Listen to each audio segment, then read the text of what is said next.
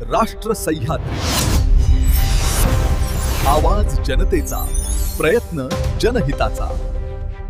अहिल्यानगर येथील महानगरपालिकेच्या दिवाबत्ती विभागात काम करणारे कर्मचारी कैलासवासी धीरज परदेशी यांच्या हत्येप्रकरणी संपूर्ण राज्यात याचे पडसाद उमटले। विविध संघटनांनी प्रशासनाला निवेदने दिली व सकल हिंदू समाजाच्या वतीने राहुरी शहरातील व्यापाऱ्यांना या हत्याकांडाचा निषेध म्हणून बंद ठेवण्याचे आवाहन करण्यात आले।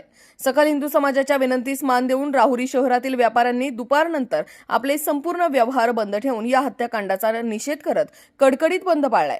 सकल हिंदू समाजाने मुख्यमंत्री देवेंद्र फडणवीस यांना प्रशासनाद्वारे निवेदन देऊन या हत्याकांडातील आरोपींना फास्ट ट्रॅक कोर्टाद्वारे लवकरात लवकर शिक्षा द्यावी व मुख्य आरोपीला लवकरात लवकर जेरबंद करावे अशा आशयाचे निवेदन राहुरी पोलीस निरीक्षक रवींद्र देशमुख यांना दिले।